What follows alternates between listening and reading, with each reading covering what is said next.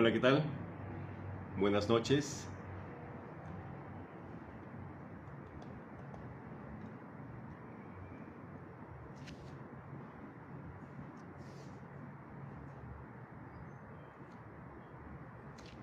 Bueno, me da mucho gusto recibirlos esta noche. Es una noche especial, es una noche que será diferente a otros lives que hemos hecho. Y esa noche, por ser tan especial, vamos a hacer algo que seguramente nos llenará el espíritu. Es una noche de reflexión, es una noche de conectarnos con nuestro espíritu, es una noche de encontrarnos con nuestra propia divinidad. La Semana Santa o la Semana Mayor es la que representa los últimos días del Maestro Jesús en su transitar sobre este plano físico. Es la última semana que realmente lo tuvimos entre nosotros. Y más allá del aspecto histórico o bíblico de este maravilloso personaje, creo que representa también el encuentro con nuestra propia espiritualidad. Así que el día de hoy me voy a permitir hablar acerca de este suceso tan importante que de alguna manera todos tenemos que ver. Y la crucifixión y la resurrección del Maestro Jesús simboliza varias cosas importantes y nos ofrece algunas lecciones espirituales que tenemos que aprender a capitalizar. La primera de ellas es definitivamente el triunfo del espíritu sobre la materia. Más allá de este cuerpo físico que nos fue dado para poder experimentar esta experiencia humana y que al final de cierto tiempo, siendo polvo, en polvo se convertirá, somos espíritu más que otra cosa. Nosotros somos seres espirituales viviendo una experiencia humana, como diría Teilhard de Chardin. Y nuestro transitar por este mundo no es otra cosa para nuestra propia evolución. Llegará el momento en el cual nuestro cuerpo se quede y nuestro espíritu evolucione. Por lo tanto, cada vez que nosotros llegamos a este plano, lo que hacemos es aprender, crecer y desarrollarnos. Así que cuando nosotros nos damos cuenta que en realidad somos inmortales, porque esa es nuestra esencia, entendemos por qué realmente el espíritu triunfa sobre la materia. Cuando tu mente, tu intención, tu energía se encuentra en el desarrollo del ser, es cuando realmente encuentras el camino del crecimiento y la evolución. El segundo o la segunda enseñanza que nos deja este suceso es el poder de la fe. Y en ella descansa realmente cada una de las experiencias espirituales que nosotros tenemos. Y la fe no es otra cosa más que la certeza absoluta de que aquello que tú quieres que sea, en realidad lo des como un hecho, como una realidad. Cuando tú descansas tu fe a esos niveles tan elevados, es cuando realmente ocurren los milagros. Como cuando el Maestro Jesús sanaba a los enfermos y los enfermos le decían: Maestro, gracias que me has sanado. Y él decía: no, tu fe es la que te ha sanado. Y la fe es la que permite la canalización de la energía, la fe es la que permite la conexión y la creación de los milagros. Y cuando tú tienes fe a ese nivel, tal y como diría Mateo 7, diríais a este monte: pásate de aquí para allá, y el monte se moverá. Y esta lección tan importante del poder de la fe, nos recuerda realmente el poder que nosotros tenemos como seres espirituales. La tercera lección es la lección de entender cómo, a través de vaciarnos y entregarnos a nuestros semejantes, es como realmente alcanzamos la divinidad. Y si tú te pones a pensar, el gran Maestro Jesús entregó su vida para el perdón de nuestros pecados, para la salvación de cada uno de nosotros. Y es quizá el momento más amoroso que se le recuerda, el hecho de entregar su vida para que todos nosotros pudiéramos tener precisamente vida eterna. Es encontrar realmente el sentido de cómo, cuando tú te vacías en tus semejantes y entregas todo lo que tú eres, en ese vacío es cuando el cuerpo crístico está en ti. Y es cuando ya no se trata de Dios y yo, no, sino se trata de una sola experiencia, de la unicidad en su máxima expresión. Ya no existe dualidad, ya no existe ningún aquí estás tú y aquí estoy yo, no, sino que realmente somos uno con Dios y Dios es uno con nosotros, como diría San Pablo: no yo, sino Cristo en mí. Esa experiencia mística solamente la encuentras cuando tú logras vaciarte hacia tus semejantes. La tercera enseñanza que nosotros podemos obtener de este suceso tan importante como la crucifixión y la resurrección del Maestro Jesús es que esta experiencia mística está disponible realmente para todos nosotros. No es que solamente unas personas o las más espirituales, no, está disponible para todos nosotros. Todos podemos crecer en espíritu, todos podemos fortalecernos, pero tenemos que realizar nuestra propia crucifixión. Necesitamos crear nuestro propio tránsito y caminar nuestro propio desierto. Cada uno de nosotros debe aprender a caminar esa senda espiritual y enfrentarnos con nosotros mismos y vencernos a nosotros mismos y mejorarnos a nosotros mismos, porque realmente eso es lo que representa. La crucifixión no es otra cosa, y creo que esta es la quinta lección importante, es entender que para poder nacer, para poder evolucionar, para poder crecer y desarrollarnos, tenemos que morir. Tenemos que desprendernos de la persona que hemos sido, tenemos que dejar atrás todo aquello que hemos sido y transformarnos, crecer y evolucionar. Así que cuando tú mueres en tu propia cruz y resucitas al tercer día renovado, es cuando tu espíritu realmente se libera de ataduras, y en ese momento es cuando tu ser espiritual crece. 5 lecciones maravillosas que podemos aprender de esta época tan importante y maravillosa. Así que este día, como es un día tan especial, voy a permitirme leer el documento 187 del libro de Urantia, que aquí lo tengo, que habla precisamente de la crucifixión. Así que si quieres traerte un cafecito, un té o un matecito o una copita de vino, ¿por qué no? Acompáñanos para esta lectura. ¿Preparado? ¿Preparada? Vamos allá.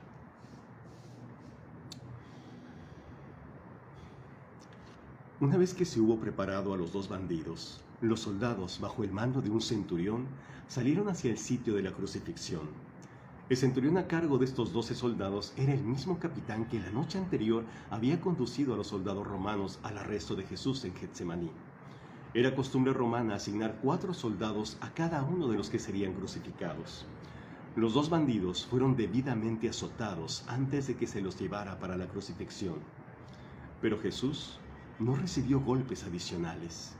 Indudablemente el capitán pensó que ya había sido azotado bastante aún antes de su condena. Los 2 ladrones crucificados con Jesús eran cómplices de Barrabás y habrían sido puestos a muerte más tarde con su líder de no haber sido éste soltado por Pilato como el perdón pascual. Jesús, pues, fue crucificado en lugar de Barrabás. Lo que Jesús está a punto de hacer, sometiéndose a la muerte en la cruz, lo hace Él por su libre albedrío. Al pronosticar esta experiencia, Él dijo: «El Padre me ama y me sostiene porque estoy dispuesto a ofrendar mi vida, pero tomaré posesión de ella de nuevo. Nadie me quita la vida, por mí mismo la ofrendo. Tengo poder para ofrendarla y tengo poder para tomar posesión de ella. Este mandamiento recibí de mi Padre». Eran apenas antes de las 9 de esta mañana cuando los soldados condujeron a Jesús del pretorio camino al Gólgota. Muchos entre ellos, los que caminaban tras de esta procesión, eran simpatizantes en secreto de Jesús, pero la mayor parte de este grupo, de unos 200 o más, estaba formado de sus enemigos y de holgazanes curiosos que simplemente deseaban disfrutar del espectáculo chocante de las crucifixiones.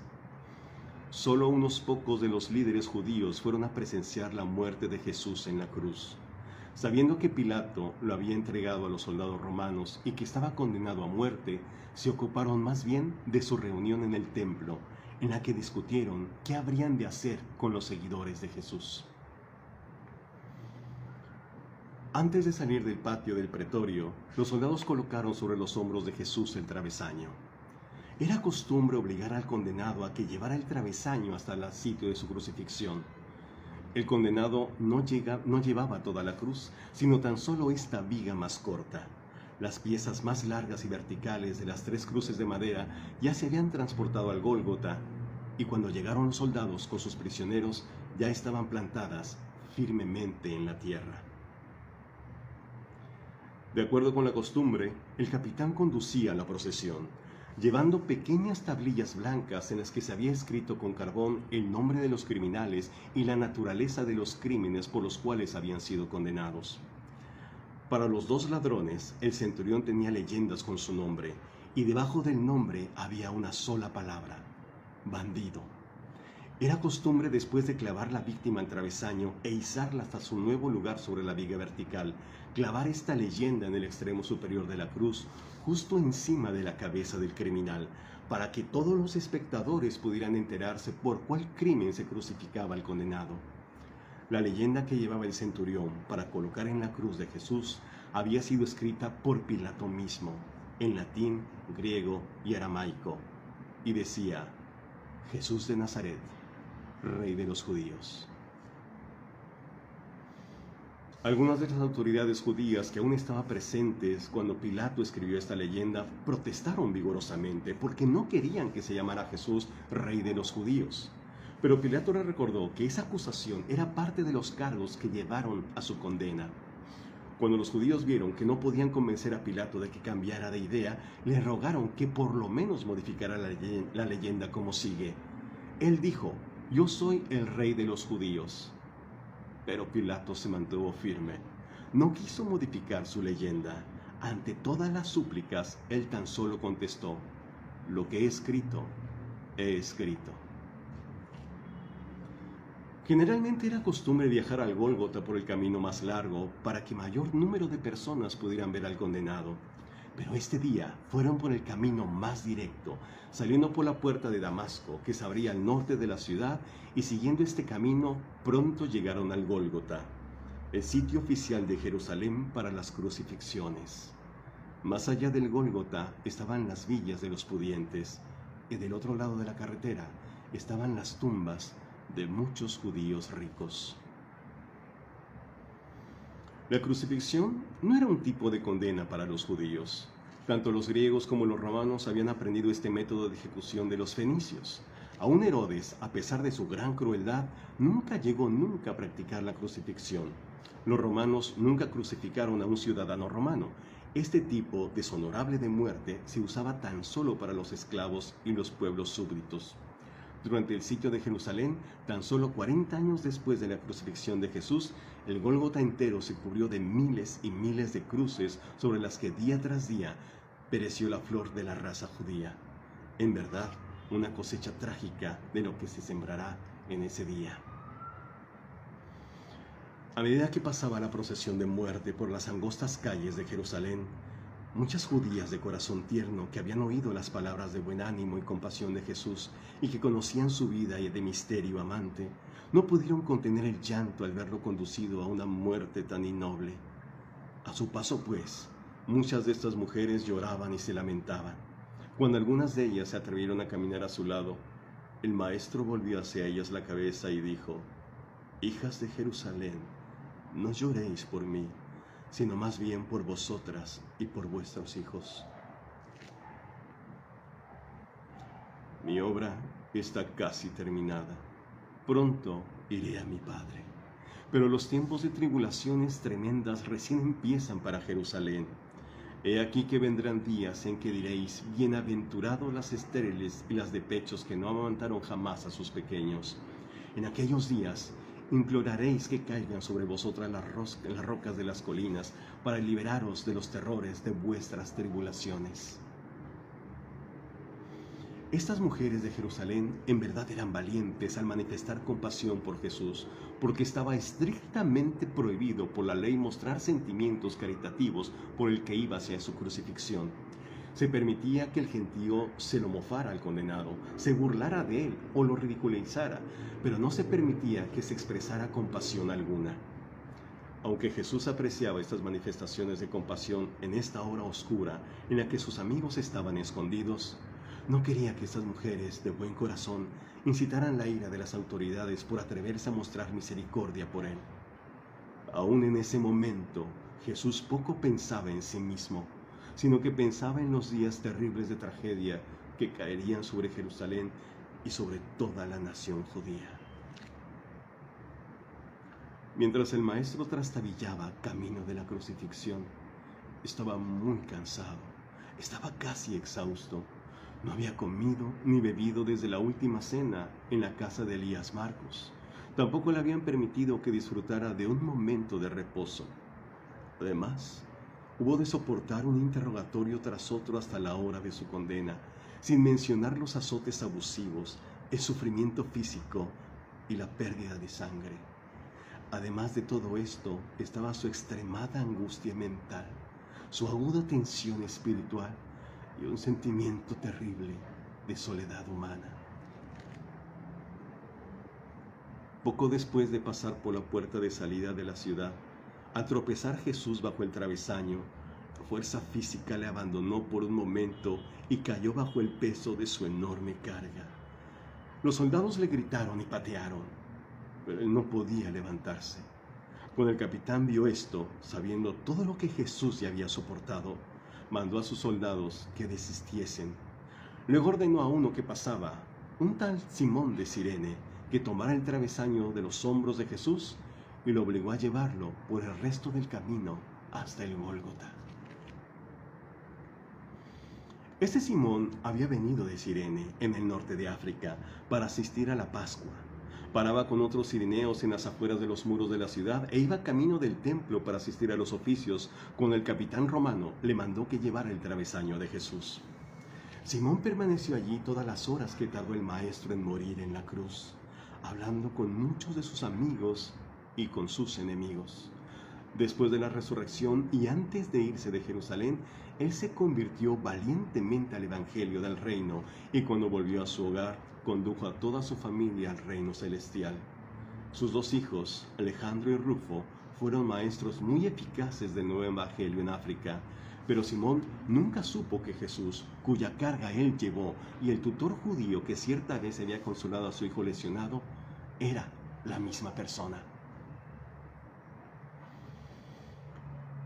Fue poco después de las 9 cuando esta procesión de muerte llegó al Gólgota, y los soldados romanos se ocuparon de la tarea de clavar a los dos bandidos y al Hijo del Hombre en sus respectivas cruces. Los soldados ataron primero con sogas los brazos del maestro al travesaño, y luego le clavaron las manos al leño. Izaron luego el travesaño al poste y después de clavarlo firmemente al madero vertical de la cruz, le ataron y clavaron los pies a la madera, usando un clavo largo para penetrar los dos pies. La madera vertical llevaba una cuña grande, colocada a la altura apropiada, que funcionaba como soporte para aguantar el peso del cuerpo. La cruz no era alta. Los pies del maestro se encontraban tan solo a 1 metro por encima de la tierra. Por lo tanto, pudo oír todo lo que burlonamente se decía de él y pudo ver claramente la expresión de los rostros de todos los que tan impensadamente se mofaban de él. También los que estaban presentes pudieron oír fácilmente todo lo que dijo Jesús durante estas horas de constante tortura y muerte lenta.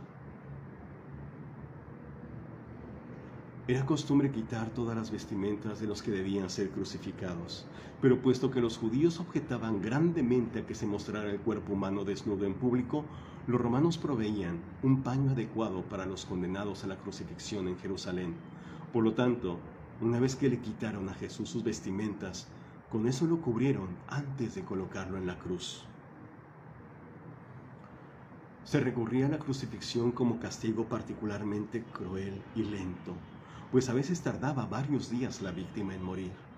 Había mucha oposición de la crucifixión en Jerusalén y existía una asociación de mujeres judías que siempre enviaban a una representante a las crucifixiones con el objeto de ofrecer a la víctima vino drogado para aliviar sus sufrimientos. Pero cuando Jesús probó de este vino con narcótico, a pesar de la sed que tenía, se negó a beberlo. El maestro eligió mantener la conciencia humana hasta el fin mismo. Deseaba enfrentarse con la muerte, aún en esta toma tan cruel e inhumana, y conquistarla mediante la sumisión voluntaria a la plena experiencia humana. Antes de que Jesús fuera colocado en la cruz, ya se había colocado en las cruces los dos bandidos, que no dejaban de insultar y escupir a sus verdugos. Las únicas palabras de Jesús al clavarlo ellos al travesaño fueron: Padre, perdónalos porque no saben qué están haciendo. No podría haber intercedido tan misericordiosa y amantemente en favor de sus verdugos si estos pensamientos de devoción afectuosa no hubieran sido el manantial mismo de su vida de servicio altruista. Las ideas, motivos y anhelos de toda una vida se revelan abiertamente en una crisis. Una vez que izaron al maestro a la cruz, el capitán clavó la leyenda encima de su cabeza y ésta leía en 3 idiomas: Jesús de Nazaret, el rey de los judíos. Los judíos estaban furiosos por este supuesto insulto, pero Pilato se había enfadado por la conducta irrespetuosa de los judíos. Le parecía que lo habían intimidado y humillado y eligió este método para obtener una mezquina venganza. Podría haber escrito Jesús un rebelde, pero él bien sabía que estos judíos de Jerusalén detestaban el nombre mismo de Nazaret y estaban decididos a humillarlos de esta manera. Sabía que también se resentirían mucho al ver que este Galileo crucificado era llamado el Rey de los Judíos. Muchos de los líderes judíos, cuando supieron de cómo Pilato los trataba a ridiculizar al poner esa inscripción en la cruz de Jesús, fueron deprisa al Gólgota, pero al llegar no se atrevieron a quitar la leyenda, puesto que los soldados romanos estaban de guardia. Como no pudieron quitar el título, estos líderes se mezclaron con la multitud e hicieron lo que pudieron para incitar a la burla y al ridículo, para que nadie tomara en serio la inscripción. El apóstol Juan, con María, la madre de Jesús, Ruth y Judá, llegaron a la escena poco después de que había izado a Jesús a su posición en la cruz. Y mientras estaba el capitán clavando la leyenda sobre la cabeza del maestro, Juan fue el único de los 11 apóstoles que presenció la crucifixión, y aún él no estuvo presente todo el tiempo, puesto que corrió a Jerusalén para traer a su madre y a las amigas de ella, poco después de haber acompañado al Gólgota a la madre de Jesús. Cuando Jesús vio a su madre con Juan y su hermano y hermana, sonrió, pero no dijo nada. Mientras tanto, los 4 soldados que tenían a su cargo la crucifixión del maestro, como era costumbre, se habían dividido entre ellos sus indumentos, llevando uno las sandalias, otro el turbante, otro el cinto y el cuarto el manto. Quedaba tan solo la túnica, un indumento sin costuras que llevaba hasta cerca de las rodillas. Los soldados iban a cortarla en 4 pedazos, pero cuando vieron que se trataba de una vestimenta tan insólita, decidieron echar suertes por esta. Jesús los miraba desde arriba mientras se dividían sus vestimentas, y la multitud desconsideraba, se burlaba de él. Fue una suerte de que los soldados romanos tomaran posesión de las ropas del maestro. De no ser así, si sus seguidores hubieran conseguido esos indumentos, tal vez habrían caído en la tentación de adorar en forma supersticiosa estas reliquias. El maestro deseaba que sus seguidores no pudieran tener ningún objeto material para asociarlo con su vida en la tierra. Quería dejar a la humanidad tan solo el recuerdo de una vida humana dedicada al alto ideal espiritual de consagrarse a hacer la voluntad del Padre.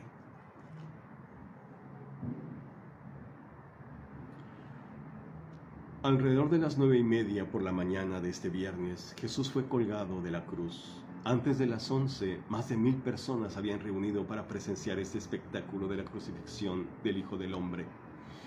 A lo largo de estas horas espantosas, las huestes invisibles de un universo estuvieron mirando mudas este fenómeno extraordinario del Creador que estaba padeciendo la muerte de la criatura, aún la más innoble muerte de un criminal condenado. Junto a la cruz estuvieron en distintos momentos de la crucifixión María, Ruth, Judá, Juan, Salomé, la madre de Juan, y un grupo de mujeres sinceras creyentes que incluía a María, la mujer de Clopas, y la hermana de la madre de Jesús, a María Magdalena, y a Rebeca, anteriormente de Séforis. Estos y otros amigos de Jesús se mantuvieron en silencio presenciando su gran paciencia y fortaleza y contemplando sus intensos sufrimientos. Muchos de los que pasaban por ahí meneaban la cabeza y burlándose de él decían: «Tú que destruirías el templo y lo volverías a edificar en 3 días, sálvate. Si eres el Hijo de Dios, ¿por qué no te bajas de tu cruz? De la misma manera, algunos de los líderes de los judíos se mofaban de él diciendo, salvó a otros, pero no se puede salvar a sí mismo. Otros decían, si eres el rey de los judíos, bájate de la cruz y entonces creeremos en ti. Y más tarde se burlaron aún más diciendo, él confió en que Dios le liberaría. Aún afirmó ser el Hijo de Dios. Miradlo ahora, crucificado entre dos ladrones. Hasta los dos ladrones también se burlaban de él y lo reprochaban. Como Jesús no respondía nada a sus burlas, y puesto que se estaba acercando el mediodía de este día especial de preparación, a eso de las 11:30 la mayoría de la multitud jocosa y vituperante se había ido por su camino. Permanecieron allí menos de 50 personas. Los soldados se dispusieron a comer y beber su vino barato y agrio, preparándose para la larga vigilia de la muerte. Al compartir su vino, burlonamente brindaron a Jesús diciendo, salud y buena fortuna al rey de los judíos. Y se asombraron ante la reacción tolerante del maestro a sus burlas y mofas.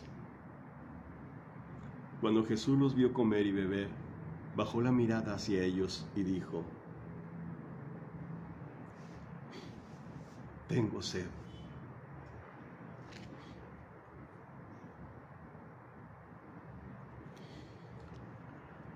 Al oír el capitán de los guardias a Jesús decir, tengo sed, le llevó un poco del vino de su botella y colocando una esponja saturada en el extremo de una jabalina, la levantó hasta Jesús para que se pudiese humedecer los labios resecos. Jesús había propuesto vivir sin recurrir a sus poderes sobrenaturales y del mismo modo eligió morir como un mortal común y corriente en la cruz. Había vivido como un hombre y quería morir como un hombre, haciendo la voluntad de su Padre. Uno de los bandidos vituperó a Jesús diciendo, si eres el Hijo de Dios, ¿por qué no te salvas a ti mismo y nos salvas a nosotros? Pero cuando terminó de reprochar hacia Jesús, el otro ladrón, que muchas veces había oído las enseñanzas del Maestro, dijo, ¿acaso no temes ni siquiera a Dios? ¿No ves que sufrimos con justicia por nuestras acciones, pero este hombre sufre injustamente? Mejor sería que buscásemos el perdón de nuestros pecados y la salvación de nuestra alma. Cuando Jesús oyó al ladrón hablar así, volvió la cara hacia él y sonrió con aprobación. Al ver el malhechor, el rostro de Jesús, vuelto hacia él, se llenó de valor. Ventiló la pobre llamita de fe y dijo, Señor, acuérdate de mí cuando llegues a tu reino. Entonces Jesús dijo, de cierto hoy te digo que tú algún día estarás conmigo en el paraíso.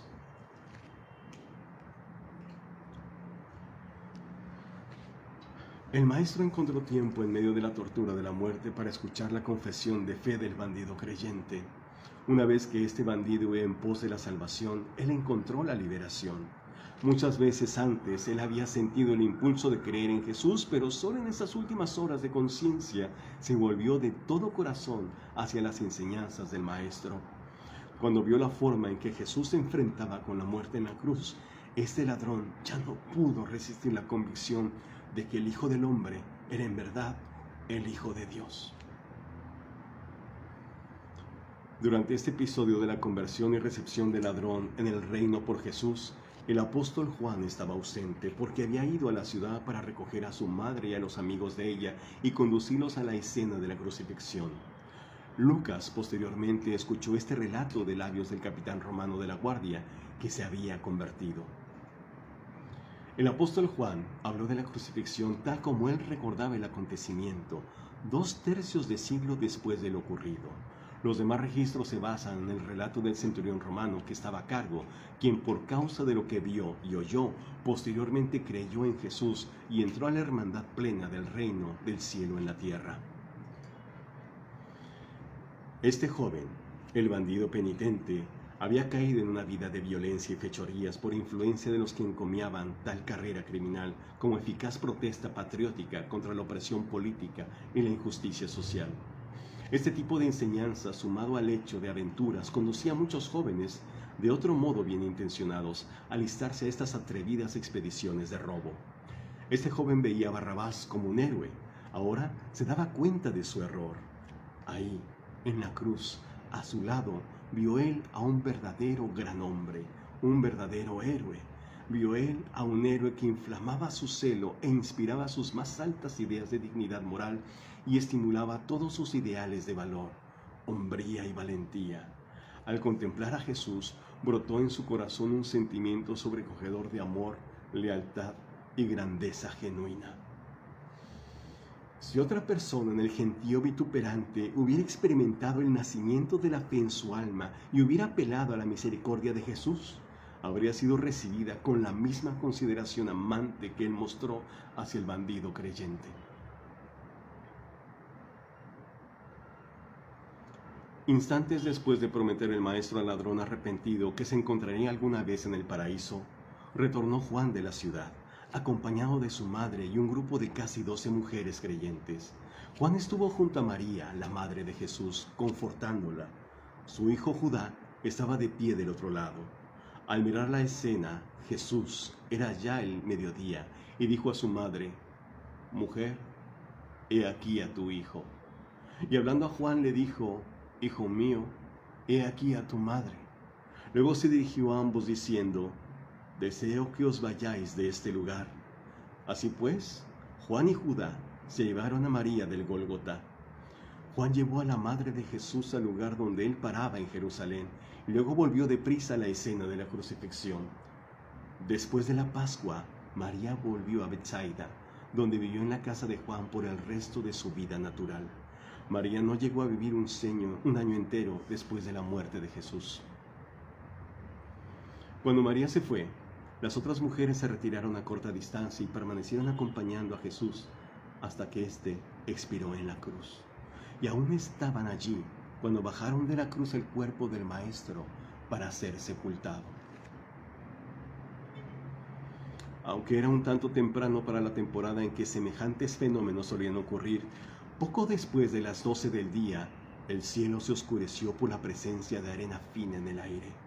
El pueblo de Jerusalén sabía que eso significaba la llegada de una de aquellas tormentas de viento caliente y arena que provenían del desierto árabe. Antes de la 1, el cielo se puso tan oscuro que se ocultó el sol, y la gente que quedaba se dio prisa para volver a la ciudad. Cuando el maestro expiró, poco después de esta hora, menos de 30 personas estaban presentes. Solo los 13 soldados romanos y un grupo de unos 15 creyentes. Los creyentes eran todas mujeres, excepto 2, Judá, el hermano de Jesús, y Juan Zebedeo, que regresó justo antes de que expirara el maestro. Poco después de la 1, en medio de las tinieblas, en aumento por la tormenta de arena, Jesús comenzó a perder su conciencia humana. Ya había dicho sus últimas palabras de misericordia, perdón y admonición. Había expresado su último deseo sobre el cuidado de su madre. Durante esta hora de su muerte inminente, la mente humana de Jesús recorrió la repetición de muchos pasajes de las Escrituras hebreas, particularmente los Salmos. La última actividad consciente del Jesús humano consistió en la repetición mental de una porción del libro de Salmos que se conoce ahora como Salmos 20, 21 y 22. Aunque sus labios se movían a menudo, estaba demasiado débil para pronunciar las palabras a medida que estos pasajes, que también conocía de memoria, le cruzaban por la mente. Solo de cuando en cuando los que estaban cerca lograron captar algunas palabras, como por ejemplo: «Conozco que el Señor salvará a su ungido, alcanzará tu mano a todos mis enemigos. Y Dios mío, ¿por qué me has desamparado?». Jesús no tuvo en ningún momento la menor duda de que había vivido de acuerdo con la voluntad del Padre, y nunca dudó que en ese momento Él estaba ofreciendo su vida en carne de acuerdo a la voluntad del Padre. Él no creía que el Padre le había desamparado o abandonado. Estaba meramente recitando muchas escrituras en el momento de perder la conciencia. Entre estas, este Salmo 22, que comienza con un Dios mío, ¿por qué me has desamparado?». Y ocurrió que este fue una de las 3 estrofas dichas con claridad suficiente para que las oyeran los que estaban cerca. La última solicitud que hizo el Jesús mortal a sus semejantes ocurrió alrededor de la 1:30, cuando por segunda vez dijo: «Tengo sed». Y el mismo capitán de la guardia nuevamente le mojó los labios con la misma esponja mojada en el vino agrio, que en aquellos días se llamaba comúnmente vinagre.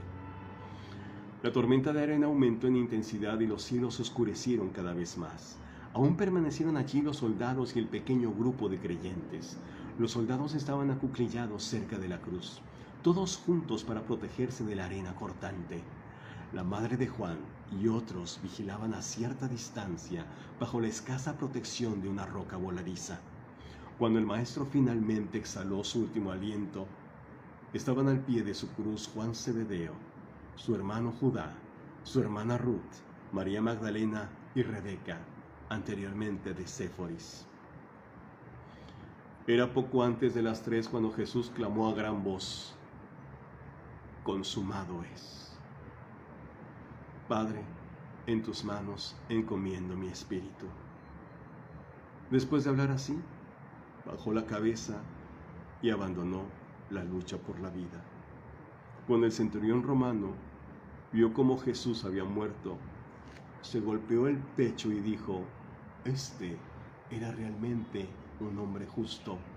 De cierto debe haber sido un hijo de Dios». Desde ese momento empezó a creer en Jesús. Jesús murió majestuosamente tal como había vivido. Él admitió libremente su realeza y permaneció dueño de la situación durante todo ese día trágico.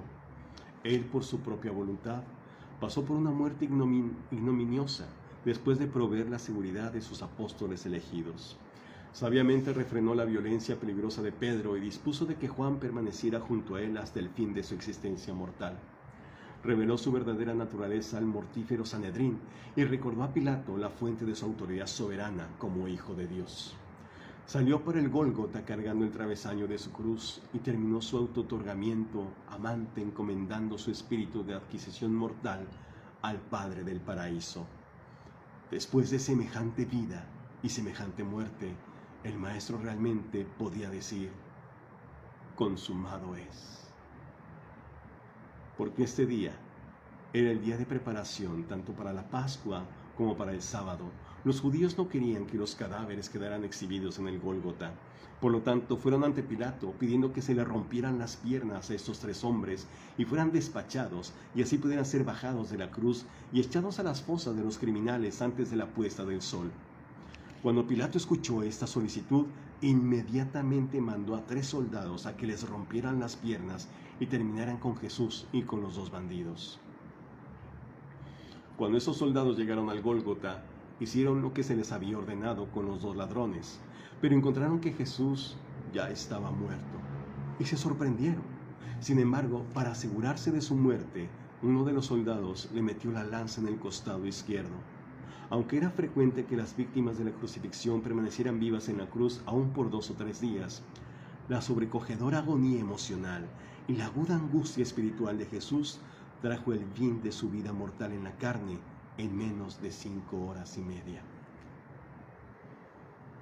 En el medio de la oscuridad de la tormenta de arena, a eso de las 3:30, David Zebedeo envió a los últimos de los mensajeros, y ellos llevaron la noticia de la muerte del Maestro.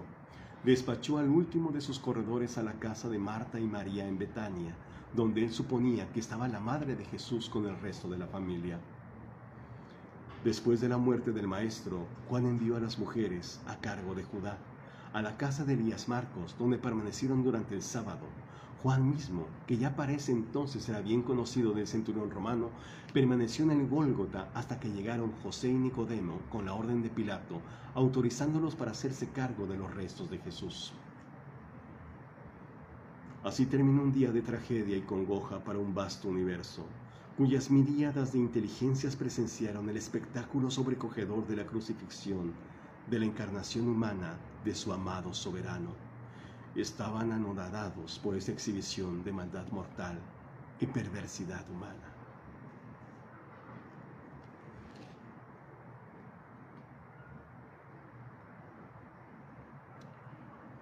Buenas noches.